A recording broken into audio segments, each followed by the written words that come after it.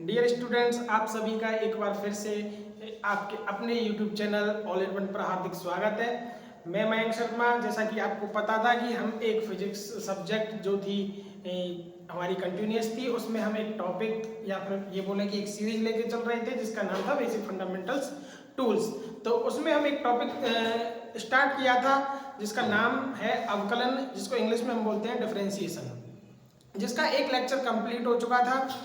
कहने का मतलब अवकलन हमारा टॉपिक कंप्लीट हो चुका था। तो आज से हम बात करेंगे समाकलन के बारे में, लेकिन मैंने कुछ लास्ट में कुछ क्वेश्चंस छोड़े थे और वो आपको करने को दिए थे। तो अगर आप पर नहीं हुए, आज मैं उनको थोड़ा बोर्ड पे सॉल्व करवाऊंगा। जिनके सही हो वो अपनी कॉपी में चेक भी कर सकते हैं। उसके बाद हम एक टॉपिक लेके चलेंगे समाकलन। आइए स्टार्ट करते हैं। ये कुछ क्वेश्चंस थे जो मैंने आपको दिए थे। हम जो सब्जेक्ट पढ़ रहे हैं उसका नाम है फिजिक्स, हिंदी में बोलते हैं भौतिक विज्ञान। ठीक है, ये सब हम पहले वीडियो में कवर कर चुके हैं। देखिए 5x² + 6x - 3, मैं इसका डायरेक्ट अवकलन करता जाऊंगा क्योंकि मैंने ये आपको पहले ही बता रखे हैं और आप भी सीख गए होंगे। देखिए 5 × 2x का क्या होगा, वो x² का क्या होगा 2x + 6, तो क्या आएगा 10x + 6। ये फर्स्ट क्वेश्चन था। सेकंड जो क्वेश्चन था वो था अपॉन में।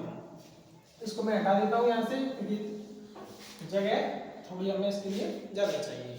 तो मैंने ये बताया था कि सबसे पहले क्या लगाना है, आपको बटे का निशान लगाना है, फिर नीचे वाले का क्या करना है, स्क्वायर करना है log x का।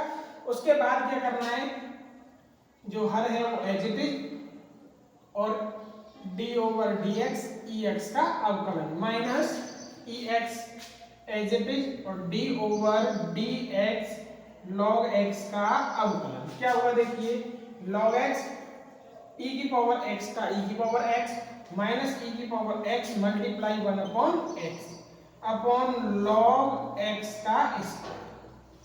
बस सिंपली इसका ये डिफरेंशिएशन होगा। आगे बात करते हैं थर्ड एग्जांपल पर या थर्ड क्वेश्चन पे। आई होप आप सभी के सही होंगे क्योंकि इनमें ऐसी कोई ज्यादा रॉकेट साइंस है नहीं।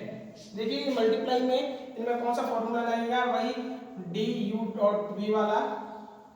एक फलन एज इट इज, दूसरे का अवकलन, दूसरा फलन एज इट इज, पहले का अवकलन। देखिए क्या होगा, log x as it is रख लेते हैं। sin x का क्या होता है cos x प्लस, अब sin x as it is और log x का 1/x, तो इसको मॉडिफाई करके लिखेंगे log x cos x sin x upon x। ये इसका सिंपल सा डिफरेंशिएशन होगा। अभी आपको ऐसे छोटे छोटे डिफरेंशिएशन ही सीखने हैं क्योंकि यही 11th-12th में काम आएंगे। इसके बाद करते हैं tan 4x³ का। tan का सिंपल क्या होता है, देखिए sec² x और x की जगह मैंने क्या माना था 4x³। अब इसका करते हैं अलग से मल्टीप्लाई में 4x³। ठीक है, 4x³ का क्या होगा, अगर x की पावर n से करेंगे तो देखिए यहाँ पर sec² x की जगह पे क्या है 4x³। इसका क्या होगा 4 × 3x², तो क्या आ गया देखिए 12x² sec² 4x⁻3। सबके सही होंगे, सिंपल सिंपल से क्वेश्चन थे। सेम नीचे वाला हो जाएगा फिफ्थ क्वेश्चन। देखिए sin 2x³ इसका क्या होगा, देखिए sin का क्या होता है cos x और वही जो हमने x माना है इसका अलग से क्या कर देंगे, हम अवकलन कर देंगे। तो cos 2x³ 2 × 3x², तो क्या होगा 6x² cos 2x। ये बात थी अवकलन की। यहाँ तक आपका अवकलन जो टॉपिक था, जो होमवर्क दिए थे, कुछ न्यूमेरिकल्स कराए थे या बोले तो एग्जांपल्स कराए थे, वो सभी मैंने यहाँ पर बोर्ड पे सॉल्व करा दिए। अब आज से जो हमारा स्टार्ट होने वाला टॉपिक है या फिर इस बेसिक फंडामेंटल टूल्स वाली सीरीज का जो लास्ट टॉपिक है इंटीग्रेशन समाकलन, कोशिश करेंगे कि आज के इस वीडियो में कंप्लीट हो जाए। नहीं होगा तो एक और वीडियो बन जाएगी। आज का जो टॉपिक है समाकलन, इंटीग्रेशन। इंटीग्रेशन होता क्या है? देखिए कुछ बातें तो मैंने इसकी अवकलन के साथ ही बता दी थी कि जैसे कि अगर किसी का, जैसे दो फलन मानते हैं x और y, अगर x का अवकलन y है तो y का अगर हम समाकलन करेंगे तो क्या मिल जाएगा?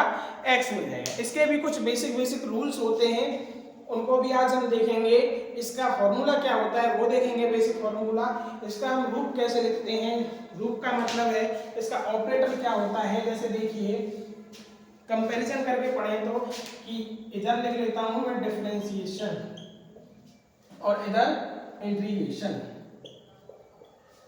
ठीक है। देखिए इसका क्या था d/dx और इसका क्या होगा सिंपली dx, यहाँ पे कोई फलन है। एक बात तो ये हो गई। ये मैंने बताया था कि अगर कोई छोटा सा रूप है या फिर तात्क्षणिक वैल्यू या फिर इंस्टेंटेनियस, इंग्लिश में क्या बोलते हैं इंस्टेंटेनियस वैल्यू के लिए हम क्या करते हैं, और होल वैल्यू संपूर्ण मान के लिए हम क्या करते हैं, उसका समाकलन करते हैं। ठीक है, ये बात यहां तक समझ में आई होगी। बस हमें इतना सा ही जानना है। इसके बाद हम देखते हैं कि क्वेश्चंस कैसे करते हैं। इसके जो एक दो रूल्स हैं वो क्या हैं, बात करते हैं। देखिए तो सबसे पहला जो इसका रूल है, या उससे रूल को स्टार्ट करने से पहले मैं आपको इसके बारे में दो चीजें बता देता हूं कि देखिए अवकलन सिंपली एक पार्ट में होता है, लेकिन समाकलन के दो पार्ट बोल सकते हैं। एक अनिश्चित समाकलन और एक निश्चित समाकलन।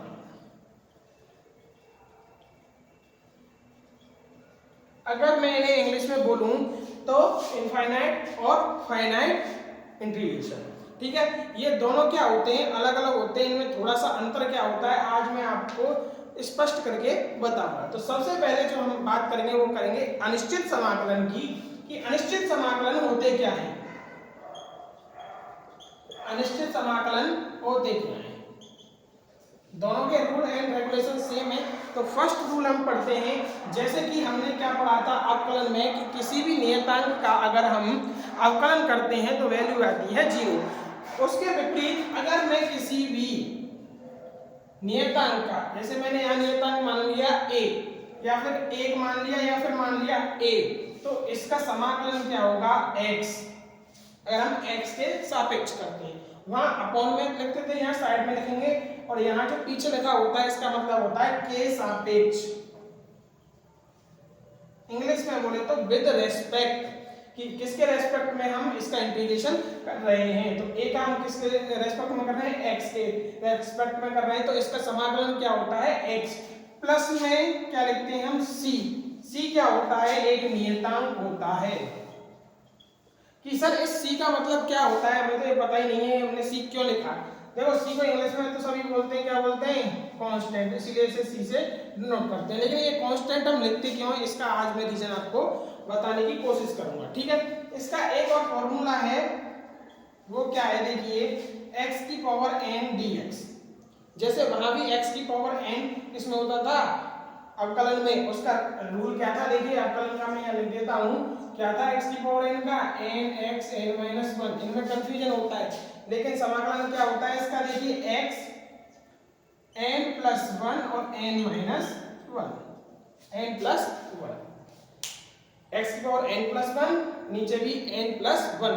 सेम देखिए x की पावर n का अवकलन क्या होता है, nx-1, और यहाँ क्या होता है +1। इसीलिए मैंने बताया था कि देखिए अवकलन में वैल्यू क्या होती है, डिक्रीज होती है। देखिए यहाँ n-1 है, इसका मतलब घात क्या होगी, कम होगी, पावर क्या होगी, कम होगी। लेकिन समाकलन में बात करें तो हमेशा पावर क्या होगी, बढ़ेगी, उसमें एक पावर बढ़ जाएगी। इसलिए मैंने बोला था कि होल में से मतलब संपूर्ण में से अगर हमें छोटा सा पार्ट लेना है तो हमें क्या करना होता है, उसका अवकलन करना होता है। जबकि हमें छोटे से पार्ट से बड़ा पार्ट देखना है तो हमें क्या करना होता है, समाकलन करना होता है। जैसे कि कोई वायर है, ठीक है, अगर संपूर्ण बायर हमें दे रखा है, उससे छोटे से टुकड़े के बारे में पूछा हुआ है तो हम उसका क्या कर देते हैं, अवकलन कर देते हैं। लेकिन जैसे ही अगर हमें पूरा बायर की वैल्यू निकालनी है, पूरे बायर की वैल्यू निकालनी है, छोटा सा टुकड़ा दिया हुआ है तो उस छोटे से टुकड़े का क्या कर देंगे, हम समाकलन कर देंगे। ठीक है, इसको मैं आपको ग्राफ के द्वारा भी बताऊंगा कि अवकलन और समाकलन में अंतर क्या है। लेकिन उससे पहले देखिए हम बात करेंगे कांस्टेंट की, क्योंकि इसमें भी क्या आएगा, कांस्टेंट क्या आएगा, सी आएगा। ये क्या है यहाँ पर, नियतांक है। अब कुछ बच्चों को कंफ्यूजन होता है कि सर ये प्लस सी क्यों लिखा जाता है, ये हमारे आज तक समझ में नहीं आया। कुछ बच्चे पढ़ चुके हैं तब भी 11th 12th में, तब भी क्या हमें ये समझ में नहीं आया कि प्लस सी लिखते क्यों है आखिरकार। क्योंकि कई स्कूल्स में, कोचिंग्स में केवल फॉर्मूला लिखा दिया जाता है, बता दिया जाता है कि समाकलन के साथ क्या आएगा, प्लस सी आएगा, लेकिन इसका मतलब नहीं बताया जाता। तो मैं थोड़ा उसको एक्सप्लेन करने की कोशिश करूंगा कि ये प्लस सी हम क्यों लिखते हैं। देखिए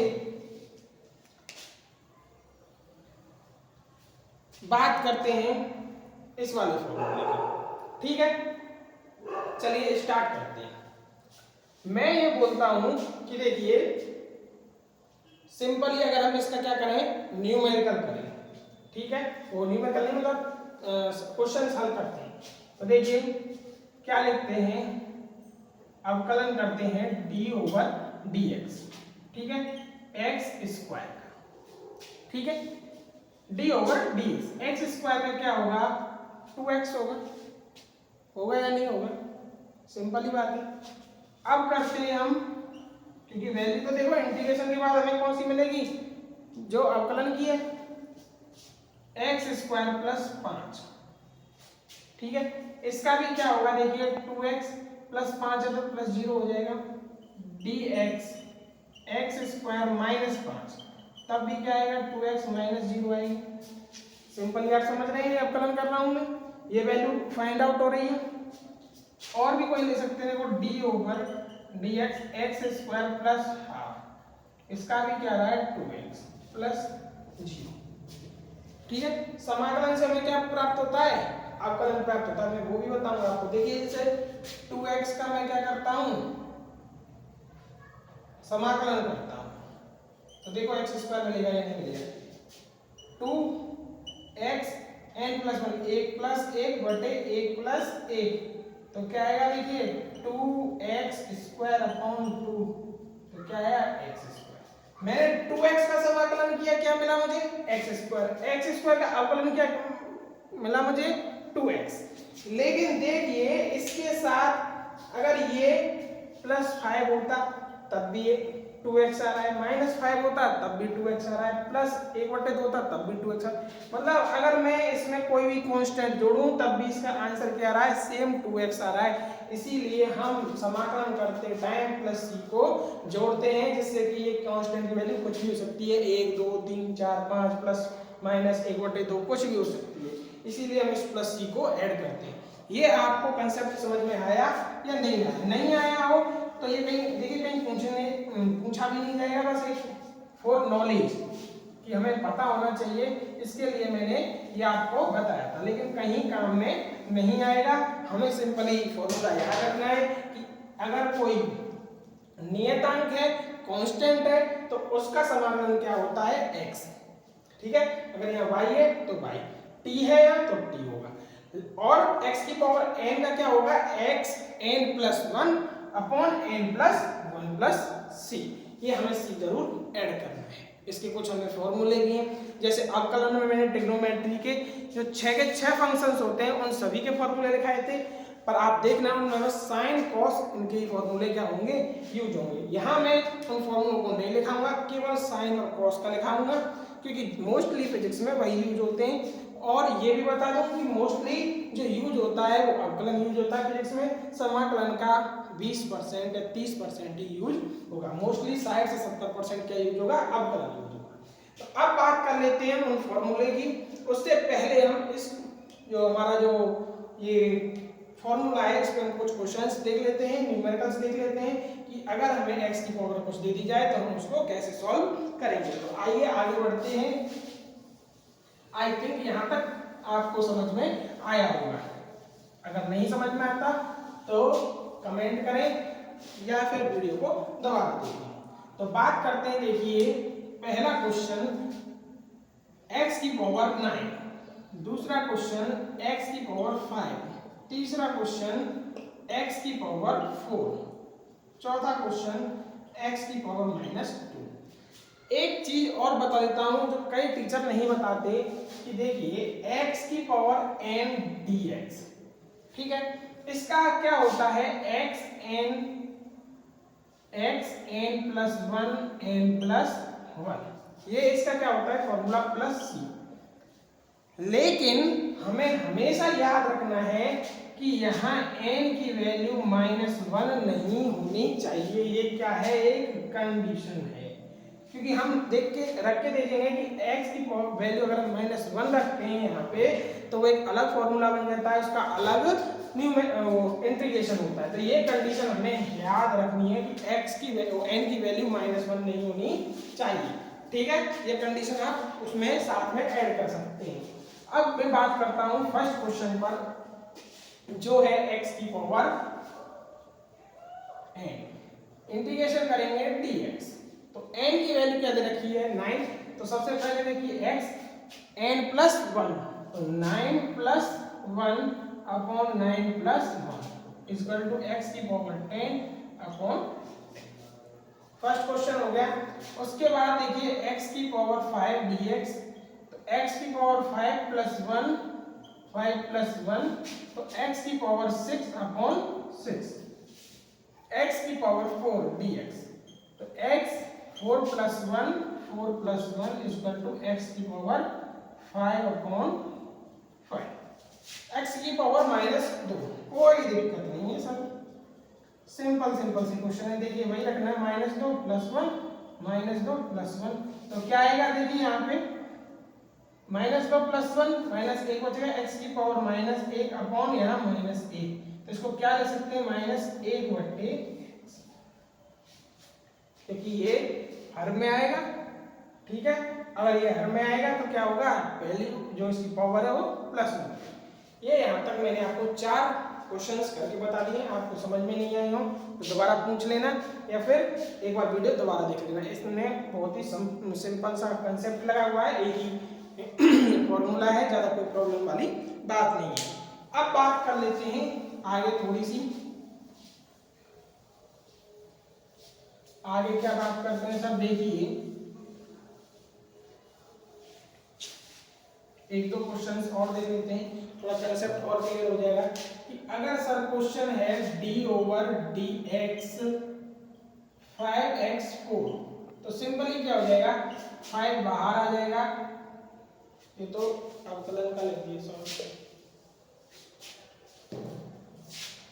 5x4 dx, अवकलन समाकलन में ऐसी कंफ्यूजन होता है तो थोड़ा ध्यान रखें, तो 5 और इसको x4 dx, तो क्या हो जाएगा 5x की पावर 5 अपॉन 5, 5 से 5 क्रॉस हो जाएगा x की पावर 5, ठीक है, ये कोइंसिडेंस था, अगर होगा तो ठीक है, नहीं होगा तो भी वहीं छोड़ देंगे। तो अब हमें प्रैक्टिस हो जानी चाहिए, जैसे कि हमें अवकलन में हुई थी, तो मैं कुछ क्वेश्चंस लिखूंगा जिनके साथ साथ हम अवकलन भी करेंगे, समाकलन भी लिखेंगे, थोड़ी जल्दी प्रैक्टिस हो जाएगी, कंफ्यूजन भी खत्म हो जाएगा। जैसे देखिए x की पावर 3, x की पावर 4, x की पावर 5 और x की पावर 6, डायरेक्ट अवकलन करना है और डायरेक्ट समाकलन करना है। अवकलन करेंगे क्या होगा, आगे आ जाएगा 3x², इसमें क्या होगा x की घात 4, एक घात बढ़ा देंगे और उसी को उतनी ही घात कहाँ लिख देंगे, नीचे लिख देंगे, 4 है, 4 आगे, x की घात 3 ऊपर, 4 में एक बढ़ा देंगे, एक बढ़ाओ 5 और बटे में भी क्या लिख दो, 5 लिख दो। अवकलन ये इधर वाले अवकलन है, डिफरेंशिएशन है, इधर वाले समाकलन है, इंटीग्रेशन है। आई थिंक यहाँ तक क्लियर होते जा रहे होंगे, इधर वाले अवकलन, इधर वाले समाकलन, x की पावर 5, तो 5x4, ये क्या हो गया, इसका अवकलन हो गया, एक बढ़ा दो बटे में वही लिख दो, 6x5 और x की पावर 7 अपॉन 7। तो आप अब यहाँ देखिए कि जब हम अवकलन कर रहे हैं तो ये वैल्यू इससे क्या हो रही है, कम हो रही है, समाकलन कर रहे हैं तो वैल्यू बढ़ रही है, ये कम हो रही है, ये बढ़ रही है, ये कम हो रही है, ये बढ़ रही है, ये कम हो रही है, ये बढ़ रही है। इसीलिए हम कहते हैं कि अवकलन वैल्यू को क्या करता है, डिक्रीज करता है, और समाकलन वैल्यू को क्या करता है, इंक्रीज करता है। यहाँ तक की बात आपको समझ में आ गई होगी। अब बात करते हैं जो ट्रिग्नोमेट्री फंक्शंस हैं उनके समाकलन क्या होते हैं। बात कर लेते हैं, चलिए सर, कोई दिक्कत नहीं, क्योंकि ये एक दूसरे के क्या होते हैं, बिल्कुल विपरीत होते हैं। मैंने आपको पहले बताया था, एग्जांपल देखिए बता। तो देखिए तीसरा कि सर साइन एक्स का जो इंटीग्रेशन है वो क्या होगा, cos x प्लस,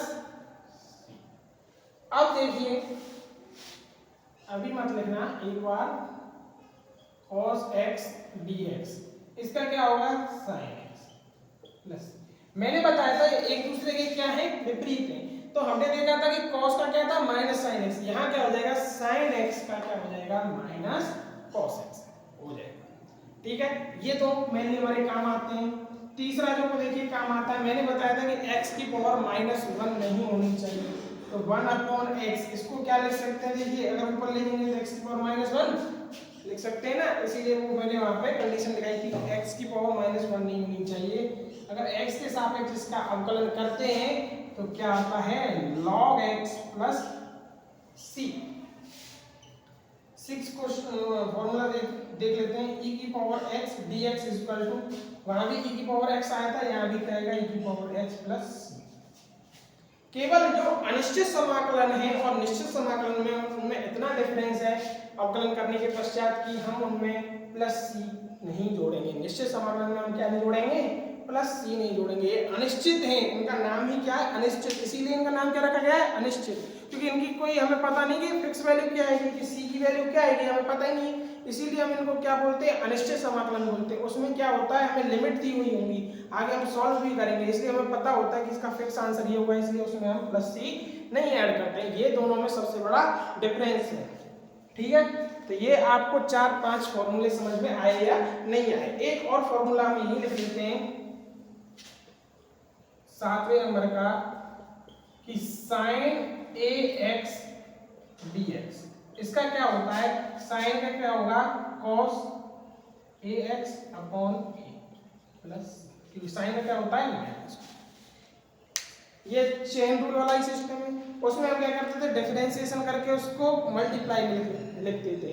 समाकलन में क्या करेंगे, डिफरेंशिएशन ही करेंगे, लेकिन उसको कहाँ लिखेंगे, अपॉन में लिखेंगे। वो हमें ज़्यादा मतलब लफड़ों में नहीं पढ़ना है, सिंपल ही देखना है हमें कि sin ax का क्या होता है, cos ax अपॉन a। अगर cos होता तो यहाँ sin a, जैसे अगर उसको भी लिखना चाहें तो हम लिख लेते हैं, चलो cos ax dx, तो sin ax upon a plus, ठीक है, क्योंकि मेनली अपना इन फॉर्मूलों से काम फिजिक्स में चल जाएगा। और जो जिन बच्चों पर मैथ है वो मैथ में अलग से प्रश्नावली है समाकलन की, काफ़ी लेंथी सिलेबस है, 12th क्लास में उनको काफ़ी ब्रॉड तरीके से पढ़ाया जाएगा, वो वहाँ देख लेंगे। पर हमें इतना पढ़ना है कि हमारी जो फिजिक्स है उसमें हमारा काम चल जाए, कहीं कोई प्रॉब्लम नहीं है। ये आपके सामने कुछ फॉर्मूले हैं, ये आपको समझ में आए होंगे।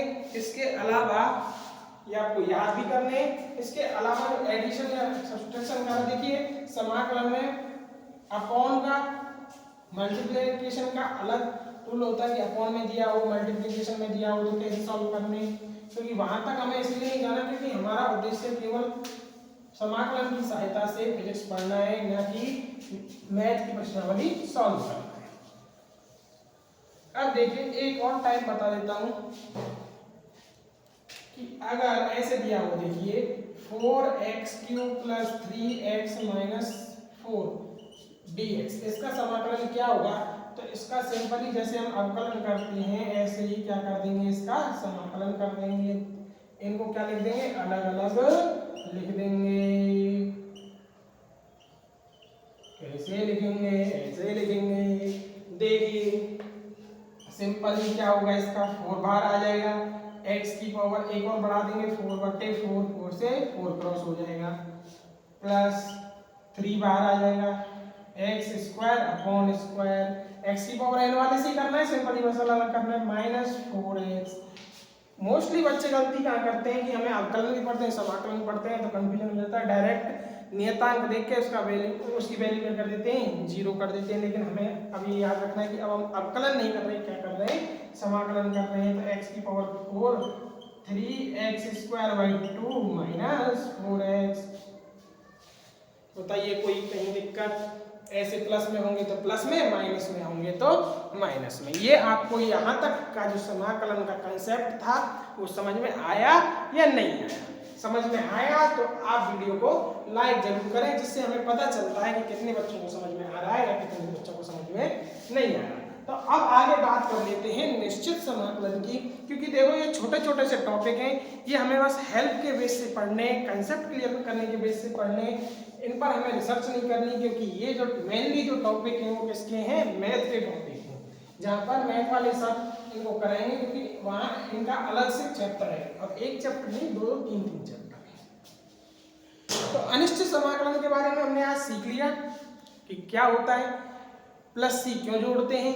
अब बात करते हैं अनिश्चित समाकलन के या समाकलन के दूसरे टाइप या अनिश्चित समाकलन के ब्रदर की, जिसका नाम है निश्चित समाकलन।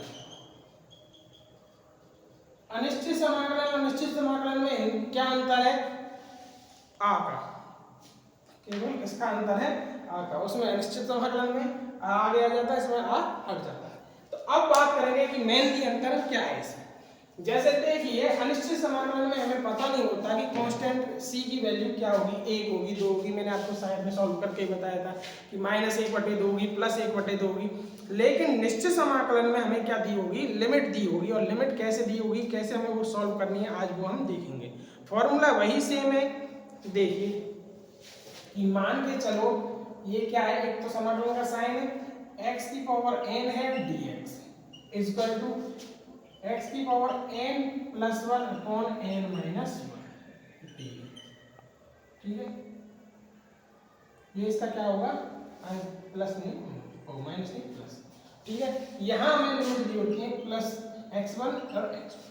वो हमें क्वेश्चंस में देगा कि अगर x1 की वैल्यू 0 है और x2 की वैल्यू 5 है और फलन देगा तो उसका आंसर क्या है, या वो बोलेगा कि वो 0 से 5 तक जाएगी, मतलब हमें x1 की भी वैल्यू देगा और x2 की वैल्यू देगा। x1 क्या होती है, निम्न सीमा, निम्न सीमा, लोअर लिमिट। देखिए इन वीडियो को हिंदी इंग्लिश मीडियम दोनों देख सकते हैं। लोअर लिमिट, और ये क्या होती है, उच्च सीमा, हायर लिमिट। अब आपको पता है कि हायर लग रहा है तो मतलब ये वैल्यू क्या होगी, बड़ी होगी, ये वैल्यू क्या होगी, छोटी होगी, ठीक है। अब देखिए इसका एक क्वेश्चन देखिए, जब आपको थोड़ा और समझ में आएगा। फॉर्मूला यहाँ लिख लेते हैं कि x की पावर 5 यहाँ लिख लेते हैं 8, ठीक है, और x1 की वैल्यू है 0 और x2 की वैल्यू है 4, ठीक है। इसको और कम कर लो या 2 कर लो, इससे कैलकुलेशन आसान है। का क्या करना है, समाकलन करना है। देखेंगे कैसे, देखिए 8x² dx कितने से, 0 से 4 तक। सॉल्व करो x, तो 8 को तो हम बाहर लिख लेंगे सिंपली, 2 है ऊपर कितना आएगा, 3। अब आप इतने समझदार हो चुके हो कि आंसर आप डायरेक्ट निकाल सकते हैं, ऐसे नहीं n + 1 2 + 1 फिर नीचे भी 2 + 1 फिर 3। हमें क्या है, देखते ही अवकलन समाकलन हो जाने चाहिए, हमें इतनी प्रैक्टिस हो जानी चाहिए, क्योंकि हमारे पास इतना डेरिवेशन में टाइम नहीं होता कि हम अलग से समाकलन को करें। हमारे पास बस इतना टाइम है कि हम उसको देखें और सिंपली उसका आंसर लिख दें। देखिए लिमिट क्या है, 0 से 4। अब सॉल्व कैसे करते हैं, 8 बार आ जाएगा। अब पहले रखते हैं अपर लिमिट, मतलब हाईएस्ट वैल्यू या फिर उच्च सीमा को x की जगह। ये क्या है, x की वैल्यू तो देखो 4 रखेंगे, इसका क्यू करेंगे अपॉन 3। फिर रखते हैं लोअर लिमिट, माइनस लगा के, तो 0 की पावर 3 और 3। सॉल्व करो 8, 4 × 4 × 4 अपॉन 3। ये क्या हो जाएगा, 0 हो जाएगा। कोई वैल्यू होती 1 होती तो हम उसको भी ऐसे 4 का गुणा 4 से करेंगे 16, और 16 का गुणा 4 से करेंगे 64, तो 8 × 64 अपॉन 3 और 8 का जब गुणा 64 से करेंगे तो कितना आएगा 2 512/3। ठीक है, ये इसका क्या होगा आंसर। अब इसमें क्या हमें पता है निश्चित वैल्यू, क्योंकि हमें 0 से 4 तक दिया हुआ है। तो ये बात आपको समझ में आई या नहीं? ऐसे हमें क्या करना होता है, निश्चित समाकलन वाले लिमिट वाले क्वेश्चंस करने होते हैं। फॉर्मूले वही है, साइन दिया होता, कोई लिमिट दी गई होती तो उसको भी ऐसे करते। एक साइन वाला क्वेश्चन कराएं, चलो सर। हाथ कंगन को आरसी क्या और पढ़े लिखे को आरसी क्या कर लेते हैं सर। पर उसमें देखो लिमिट ऐसे नहीं दी गई होंगी, उसमें लिमिट कैसे दी जाएंगी, उसमें लिमिट कैसे दी जाएंगी। साइन में क्या आता है, थीटा क्या आता है, एंगल, तो उसमें एंगल की लिमिट दी जाएंगी। देखिए एक क्वेश्चन बहुत प्यारा सा कि साइन थीटा का क्या करना है, हमें समाकलन करना है और थीटा की वैल्यू लेनी है π/6 से π/3। ठीक है, π/6 का मतलब क्या होगा, 180 में अगर हम 6 का भाग देंगे बताओ कितना आएगा, 30 डिग्री से 60 डिग्री। ठीक है, करते हैं सर। देखिए sine theta D theta, theta है तो थीटा, एक्स है तो एक्स। ठीक है, यहां लिख देते हैं π/6 और π/3। लोअर लिमिट नीचे, अपर लिमिट ऊपर। बड़ी लिमिट होगी ऊपर आएगी, लोअर लिमिट नीचे आएगी। करेंगे साइन का क्या होता है सर, हमें पता है cos थीटा होता है माइनस का, और लिमिट लगा देंगे π/6 और π/3। करो सर, माइनस एक बार रखेंगे cos π/3। ठीक है, अब देखिए एक माइनस ये, और अगर हम लोअर लिमिट रखते तो एक माइनस वो आएगा, तो प्लस cos π/6। अब cos π/3 साइड, cos साइड का मान क्या होता है, ये आपको याद होनी चाहिए, -1/2। cos 30 का मान क्या होता है, √3/2। आगे सॉल्व करेंगे, 2 एलसीएम आएगा, -1/√। इस सॉल्व कर सकते हैं। अगर हमें √3 की वैल्यू याद है तो और भी अच्छी बात है, क्या रखेंगे, देखो -1 प्लस 1.732, ये क्या होती है, √3 की वैल्यू होती है। याद कर लेना, अब तो आप क्लास 11th में आ चुके हो। 1.732 √2 की वैल्यू होती है 1.414। कम से कम ये तो वैल्यू याद कर लेना, अपॉन 2 माइनस करेंगे तो क्या आएगा 0.732 अपॉन 2, और 2 से भी अगर इसको काटें तो आंसर और। ठीक है, ये समझ में आया कि नहीं आया, ये तो क्वेश्चन समझ में आए कि नहीं आए, आई थिंक समझ में आए होंगे। अब बात करते हैं आगे। ठीक है, आगे बात कर लेते हैं। मैंने आपको वीडियो स्टार्ट हुआ था तब बताया था कि मैं ग्राफ से भी अवकलन और समाकलन को डिस्कस करूंगा। डिस्कस का मतलब देखिए, अवकलन को हम क्या लिखते हैं, या फिर फंक्शन को क्या लिखते हैं, fx, और अवकलन और समाकलन कैसे लिखते हैं, fx dx। इसका भी एक रीजन है, देखिए क्या है। अगर आपको समझ, ये केवल आपको समझाने के पर्पज से है, इसका क्वेश्चन से कोई मतलब नहीं है। अभी 11th है, ये मान लेता हूं मैं कोई ग्राफ है, ठीक, ये x है सर, और ये क्या है सर, y है। इधर देखो, अब देखिए अगर हमें अवकलन करना है, अवकलन का मतलब होता है तात्क्षणिक वैल्यू, इंस्टेंटेनियस वैल्यू। मतलब अगर मुझे इस पॉइंट पर किसी की वैल्यू ज्ञात करनी है तो मुझे क्या करना होगा, उसका अवकलन करना होगा, और इस पॉइंट पर मुझे वैल्यू मिल जाएगी। समाकलन का क्या मतलब होता है, इस ग्राफ द्वारा घेरा गया जितना भी क्षेत्रफल है, ये वाला, अगर मुझे इस क्षेत्रफल की वैल्यू चाहिए तो मुझे उसका क्या करना होगा, समाकलन करना होगा। लेकिन सर ये बताइए कि ऐसा होता क्यों है। देखिए क्यों होता है, एक मैं छोटी सी लाइन खींचता हूं, देखो ये a है, ये b है, लिमिट दे देगा वो, a की वैल्यू 2 है, 1 है, और b की वैल्यू 5 है। यहाँ 0 से स्टार्ट होता है, लिमिट वाले में क्वेश्चन पता है। अब देखिए मैं यहाँ पर एक छोटी सी पट्टी बना लेता हूँ, ये बना ली मैंने, और इसकी वैल्यू दे देता हूं मैं dx। क्या दे देता हूं, dx, और इसका फंक्शन क्या है, fx है। ये क्या बन गई, देखो एक ऐसी पट्टी बन गई, dx है, इस फंक्शन की वैल्यू fx है। आयत का क्षेत्रफल क्या होता है, लंबाई गुणा चौड़ाई, तो fx dx, इसलिए तो इसको ऐसे लिखते हैं।